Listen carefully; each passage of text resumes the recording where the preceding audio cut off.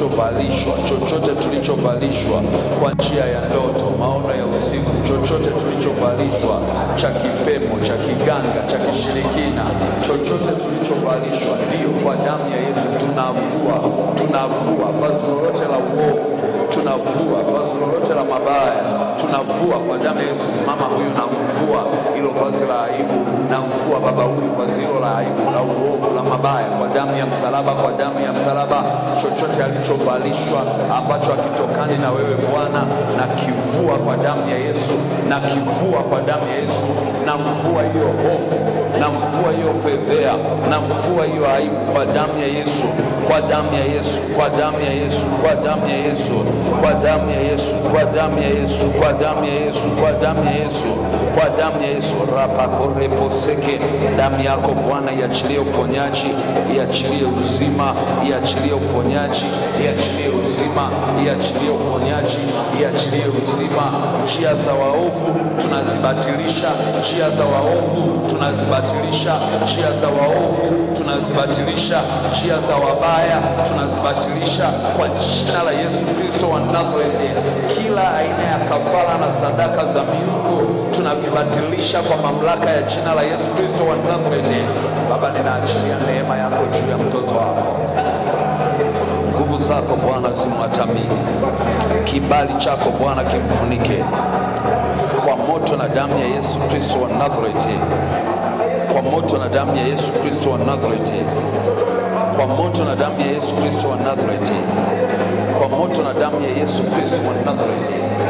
Hiyo nguvu ya msalaba ninaiachilia juu yako, hiyo nguvu ya uponyaji ninaiachilia juu yako katika jina la Yesu Kristo wa Nazareti.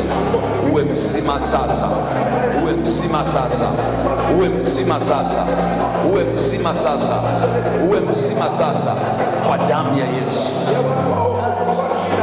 Asante Bwana Yesu kwa uaminifu wako, katika jina kuu takatifu la Yesu Kristo tumeomba, amen. Ninaomba uketi kwenye uwepo wa Bwana. Bwana Yesu asifiwe. Jina la Bwana Yesu libarikiwe sana. Na kipekee tunamshukuru Mungu kwa ajili ya siku hii ya saba katika mfululizo wa maombi ambayo Bwana ametupa kuyaomba. Na mwezi wa kwanza nilisema ni mwezi wa pekee sana, ni mwezi wa pekee sana, mwezi wa kwanza, kwa sababu ni namba ya kwanza katika namba 12 tulizopewa. Hizi namba 12 tulizopewa, kila namba ina upako maalum, ina neema maalum, ina utukufu maalum, ina breakthrough, upenyo maalum. Tumepewa namba 12 kwenye mwaka. Hatuna mwezi wa 13, kwa hiyo hatuna namba 13. Namba zetu za kibibilia ni namba 12. Tunapambana na mwezi wa kwanza, tuna invest kwenye maombi, tuna invest kwenye kutafuta uso wa Mungu, tuna invest kwenye kutoa sadaka. Haina maana miezi mingine hatuta invest kwenye maombi na kwenye kutoa sadaka, isipokuwa namba 1 ni namba ya kuanza upya, ni namba iliyofungamana na neema ya kuanza. Kwa Kiingereza tungesema the anointing to begin, upako wa kuanza. Bwana Yesu asifiwe sana. Kwa hiyo inapofika namba 1, chochote ambacho hakikufika mwisho, chochote ambacho kiliishia njiani, chochote ambacho kilikufa, chochote ambacho hakikuwezekana, chochote ambacho ulikatishwa tamaa, chochote ambacho ulivunjwa moyo, unapofika kwenye namba 1, ng'ang'ana na Mungu kwa ajili ya upako mpya wa kuanza upya. Jina la Yesu libarikiwe sana. Bwana Yesu apewe sifa. Upako maalum, fresh anointing to begin, fresh anointing to start, upako mpya. Na hapa kwenye mwezi wa kwanza waga kunakuwa na nguvu kubwa ya urejesho. vitu kwa retrieved, vitu kuamshwa. Waga kuna kuwaga na upako wa kuamsha vitu. Kwa nini? Kwa sababu namba moja kibibilia ni namba ya utoshelevu, satisfaction. Bwana Yesu asifiwe. Yaani vitu vinaweza kuwa satisfied. Ni namba ambayo imefungamana na neema ya kiungu, imefungamana na neema ya kiungu. Kwa nini tunamwabudu Mungu? Tunamwabudu Mungu kwa sababu Mungu amejitosheleza. Ndio maana tunamwabudu Mungu. Na namba moja ni namba ya utoshelevu. Hatuabudu miungu, hatuabudu kitu kingine. Kwa nini? Kwa sababu tunayemwabudu amejitosheleza. Hana mjomba, hana shangazi, hana dada, hana kaka. Bwana asifiwe. Ni Mungu aliyefanya nini? Ni Mungu aliyejitosheleza. Ni Mungu aliyejitosheleza. Ni Mungu mmoja. Ni Mungu mmoja. Kwa hiyo namba moja ni namba ya kiungu. Ni namba ya kiungu.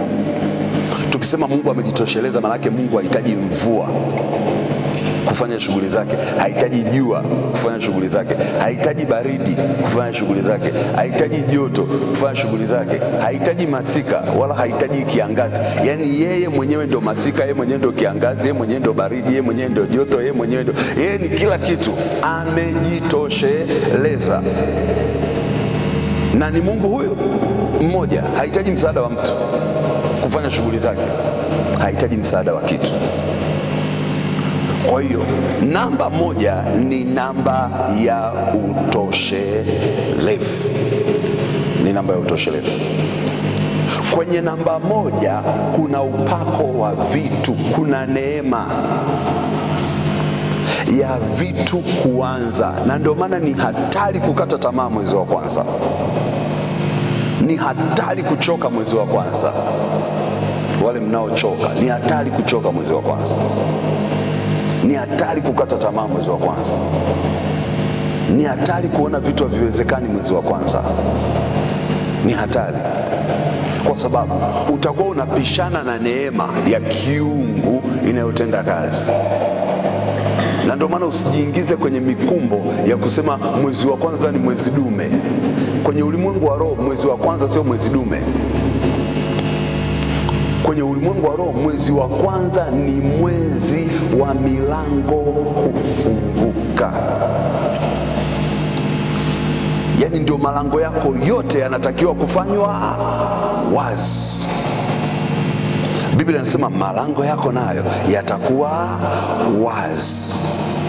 Ndio mwezi wa malango kuanza kufunguka. Mwezi wa kwanza ndio mwezi wa malango kuanza kufunguka. Ndio mwezi wa kwanza kupredict. Ndio mwezi wa kwanza kutabiri. Ndio mwezi wa kwanza kukusudia vitu. Ndio mwezi wa kwanza kuweka mipango na malengo. Unaviwekea wapi? Kwenye madhabahu ya Mungu aliye hai. Isaya sura ile ya 61. Nitasoma ya 60. Ukisoma kwenye sura ya 60 mstari wa 11, anasema malango yako nayo yatakuwa wazi daima, hayatafungwa mchana wala usiku, ili watu wapate kukuletea utajiri wa mataifa na wafalme wao wakiongozwa pamoja nao. Malango yako nayo yatakuwa wazi. Yatakuwa wazi. Yatakuwa wazi. Yanaanza kuwa wazi kwanza wapi? Kwenye ulimwengu wa roho. Kama malango yako yanatakiwa kuwa wazi, lazima wewe uwe na muda wa kuyasemesha. Bwana asifiwe. Uwe na muda wa kuyatabiria hayo malango yako. Malango yangu ya 2026 ninayafungua kwenye ulimwengu wa roho. Ninayafungua kwa damu ya Yesu. Ninayafungua kwa sadaka. Unayafungua lini? Unayafungua saa hii, kwenye mwezi huu wa kwanza. Ndio kuna huo upako, ndio kuna hiyo neema. Na ndio maana mwezi wa kwanza ni hatari kulala. Sio mwezi wa kulala. Bwana Yesu asifiwe. Jina la Yesu libarikiwe sana. Biblia inasema kwa kila jambo kuna majira yake, na wakati wa kila kusudi chini ya mbingu. Kuna wakati ambao lazima ufanye kazi kwa bidii, kuna wakati ambao unapumzika. Jina la Yesu libarikiwe sana. Na ndio maana Mungu wakati anaumba dunia hakupumzika siku ya kwanza. Siku ya kwanza alipiga kazi, siku ya pili alipiga kazi, siku ya tatu alipiga kazi. Alikuja kupumzika siku ya ngapi? Ya saba. Haiwezekani mwezi wa kwanza mtu analala usingizi. Unajiuliza maswali, hivi huyu mtu kitu gani kinachomtesa? Kwa sababu ndio mwezi wa kutabiri. Ndio mwezi wa kutabiri, ndio mwezi wa kusemesha vitu.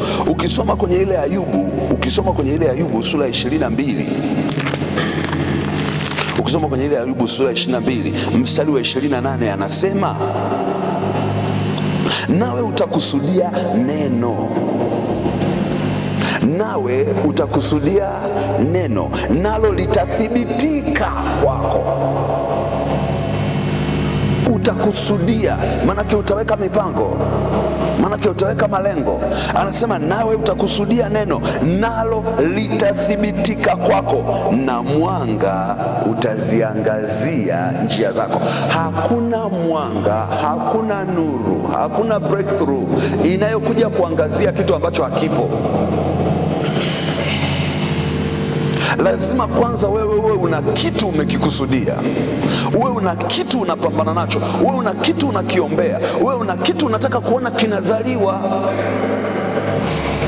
2026 unataka kuona nini kinazaliwa? Unataka kuona nini kinazaliwa? Unataka kuishi maisha ya aina gani? Unataka kuona nguvu gani inaachiliwa kwako? Ni kitu gani kimekuwa ndoto yako akijatimia? Ni kitu gani kimekuwa malengo yako akijafanikiwa?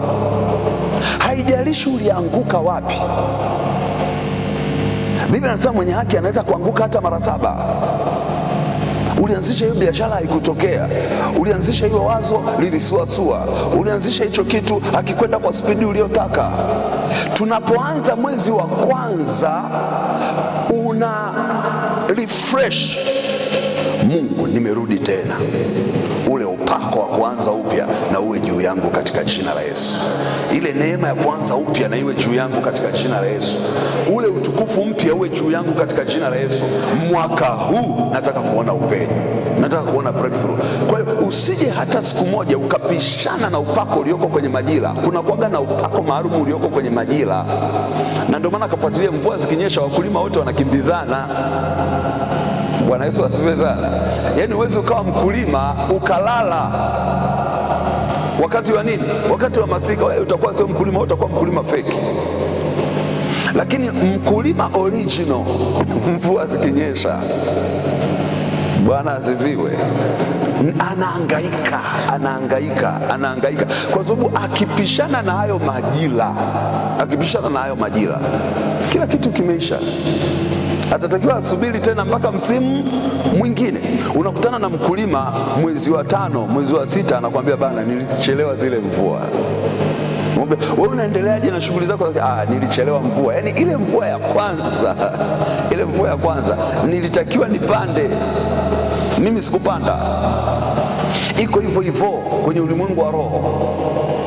Unataka vitu vitokee, unataka vitu vifanyike, unataka vitu vifanikiwe kwenye mwaka mpya ambao Mungu ameuleta mbele yako, lazima uanze kukusudia neno ndani ya moyo wako, na uhakikishe huo mwaka unapoanza, kwa sababu upako ulioko kwenye namba 1 hauko kwenye namba 2.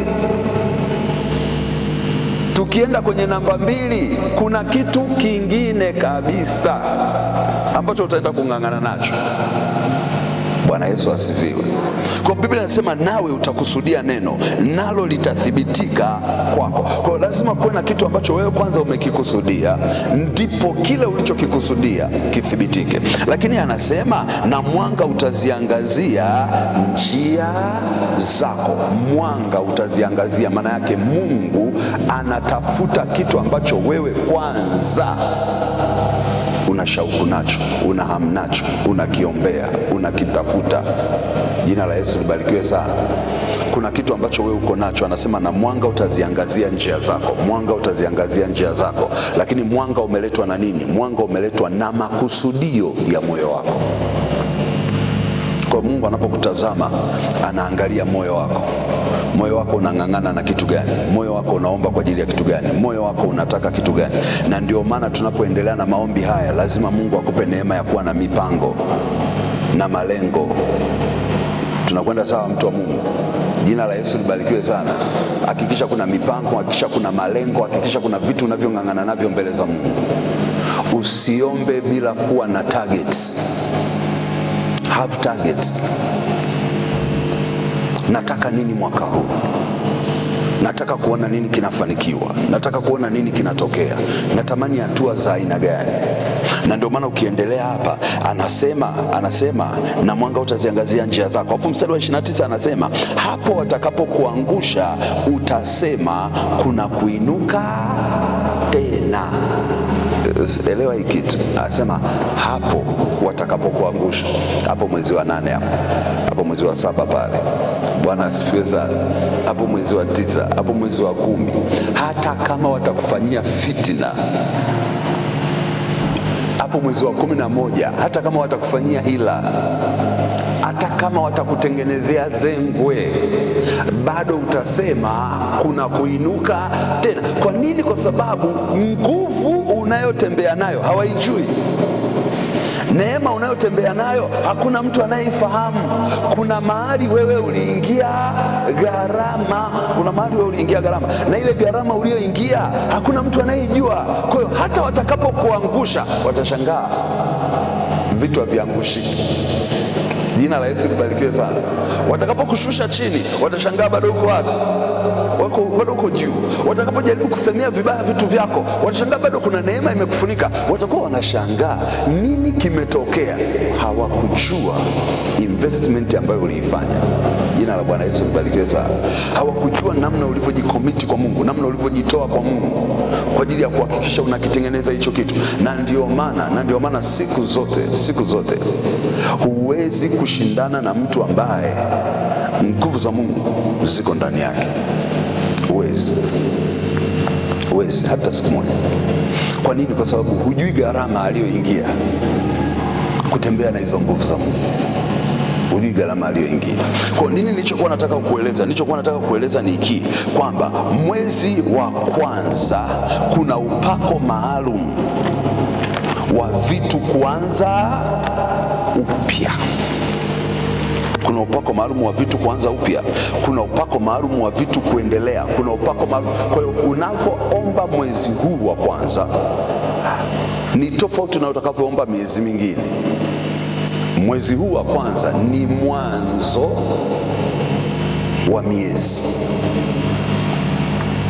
miezi. Miezi yote inategemea mwezi wa kwanza.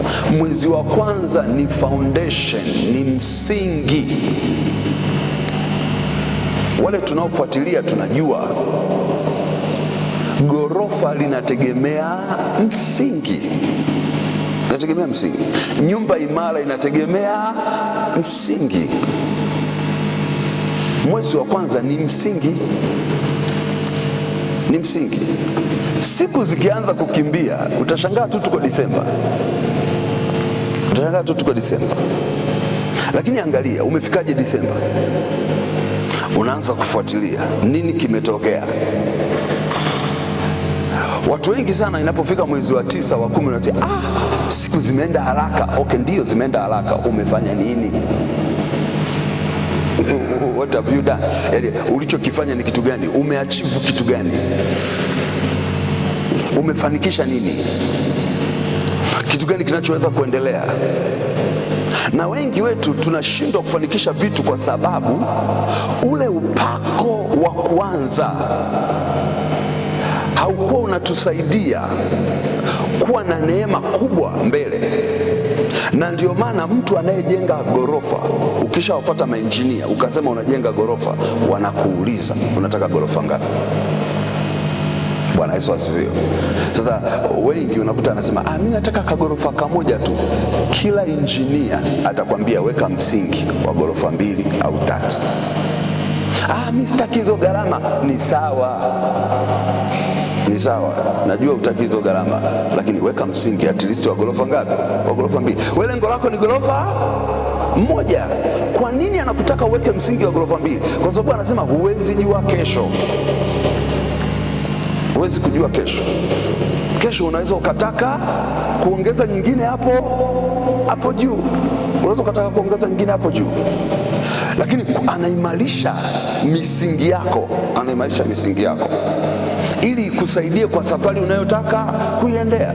Mwingine anasema mimi nataka ghorofa mbili, anamwambia sawa, sisi tuweke msingi wa ghorofa 4.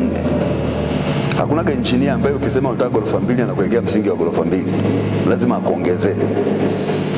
Kwa nini? Kwa sababu msingi ndio unaoamua kila kitu. Watu wengi sana niliokutana nao, unamwambia umejenga ghorofa moja, anasema nimejenga ghorofa moja lakini msingi wa ghorofa hata 3. Nimejenga ghorofa moja lakini ni msingi wa ghorofa hata 2.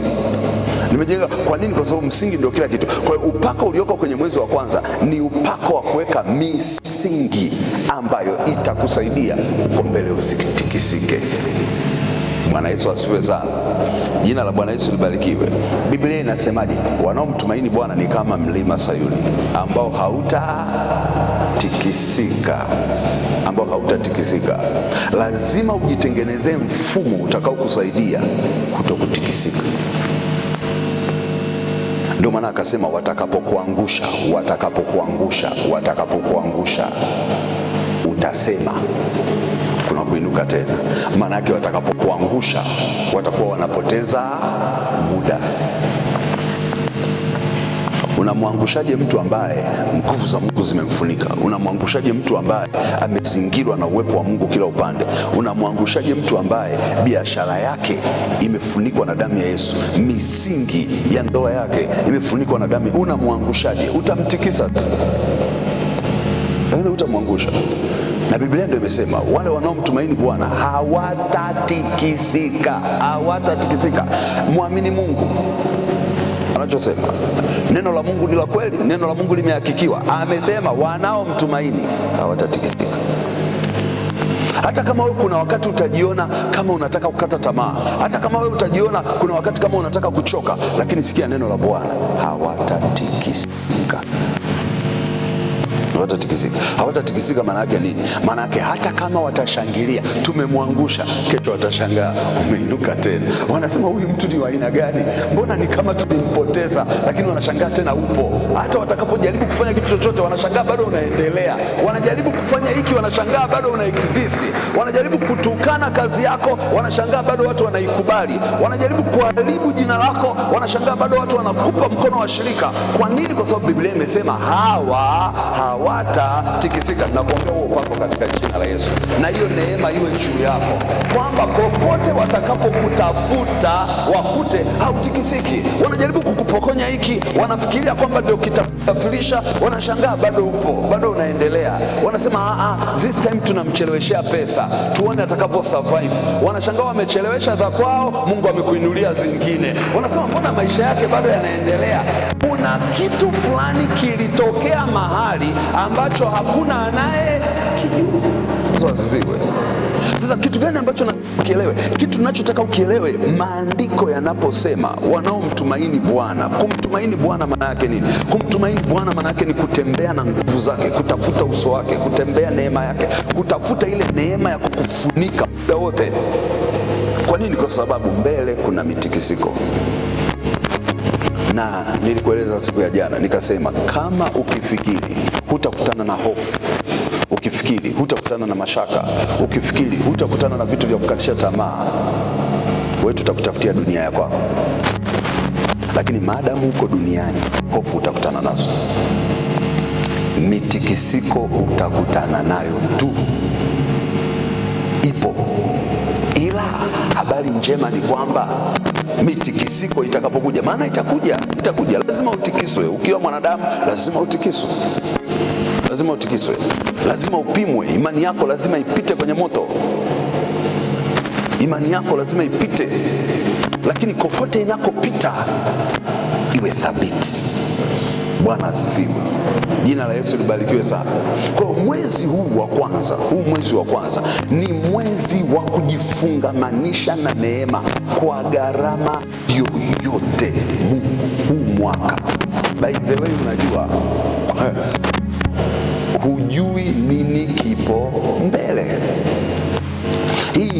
hatujawahi kuipita bado, hatujawahi kuipita bado. Kwa hiyo tunawekeza. Ni sawa na mtu anayepanda mlima. Bwana asifiwe. Huku Mbeya tunapanda mlima gani? Tunapanda mlima Loleza. Bwana asifiwe sana. Mfano wa mlima huku Mbeya unaweza kuwa mzuri sana, lakini ningekuwa Moshi wangenielewa vizuri sana, au Arusha, kwa sababu kule wanapanda mlima Meru, wanapanda mlima Kilimanjaro. Mtu anapopanda mlima Kilimanjaro anahakikisha hata wale watu wanaomsaidia kupanda mlima, kwa sababu huwezi kupanda peke yako, lazima uwe na watu. Kwa hiyo wale watu wanaomsaidia kupanda mlima wanahakikisha ana kila kitu kitakachomsaidia kufika kileleni. Watu wamekuwa trained kuhakikisha wanamsaidia huyu mtu kufanya nini? Kufika. Lakini pia wahakikisha wana kila kitu muhimu cha kumsaidia kufika, na sio afike tu rudi. Sio watu wote wanafikaga. Kuna watu wengine wanafika mahali anarudi. Sasa jamani, inatosha. Yaani hapa nilipofikia panatosha, turudi. Nitakuja kujaribu tena mwakani. Wengine tunaishaga mwezi wa 7. Yaani mipango haivuki ili tena mwaka unaofuata anza upya. Lakini angalia, kwa nini hakuvuka? Inategemea maandalizi aliyoyafanya, na maandalizi ya kwanza ni maandalizi ya kiroho. Jina la Yesu libarikiwe sana. Maandalizi ya kwanza ni maandalizi ya kiroho. Umejiandaeje? Ndio sababu Mungu akatupa ule mstari wa Isaya sura ya 41 mstari wa 15 anaposema, tazama nitakufanya kuwa chombo kikali kipya cha kupulia. Nitakufanya kuwa chombo kikali kipya cha kupulia chenye meno. Utafikisha milima na kuisaga, nawe utafanya vilima kuwa kama makapi. Nitakufanya kuwa chombo kikali kipya. Kwa hiyo moja ya maombi yako mbele za Mungu, nifanye kuwa chombo kipya, nifanye kuwa chombo kikali kwa ajili ya mwaka 2026. Kwa maombi tulio nayo, Mungu ninaomba neema itakayonisaidia vitu ulivyoweka ndani yangu mwaka huu 2026 vikafanikiwe. Vipawa ulivyoweka ndani yangu 2026 vikafanikiwe. Utashi ulioweka ndani yangu 2026 ukafanikiwe. Nifanye kuwa chombo kipya. Inawezekana kuna uzembe nilikuwa nao mwaka jana. Inawezekana kuna namna sikujipanga vizuri mwaka jana. Inawezekana kuna eneo nilikuwa dhaifu mwaka jana. Mwaka huu naomba unifanye kuwa chombo kikali, nifanye kuwa chombo kipya. Huisha mawazo yangu, huisha fikra zangu, nisiyoyajua nisaidie kuyajua. Niinulie watu sahihi, watu watakao nishauri vitu sahihi. Niinulie watu sahihi watakao nishika mkono. Niinulie watu sahihi watakao niombea. Mwaka huu ukawe na matokeo. Sasa hiyo investment yako kwenye maombi ndio inayokusaidia sasa kutengeneza ile stamina na foundation na msingi unaokufanya wewe sasa unapoianza safari ufike moja kwa moja kwenye mlima wa Kilimanjaro. Maanake unapofika Disemba useme ametenda mambo makuu. Jina la Bwana Yesu libarikiwe. Na umwambie Mungu kabisa, ninakushukuru kwa sababu nilikusudoga wanaokufanya nini hawawezi kudili na chombo kikali. Kuna kitu kitakachosimama mbele yako. Jina la Bwana Yesu libarikiwe. Naomba unyanyue mkono kwa Bwana. Sema, Bwana Yesu, leo ni siku ya 7 kati ya siku 21 ulizotupa kuomba na kuutafuta uso wako. Ninakusihi kwa jina lako, akili mpya itakayomsaidia kufanikiwa. Yule anayehitaji kupata kazi mpya, mpe mawazo yatakayomsaidia kupata kazi mpya. Yule anayehitaji kufanya biashara mpya, mpe mawazo, mpe mipango itakayomsaidia. Yule anayehitaji anahitaji promotion ofisini, achilia neema itakayomwezesha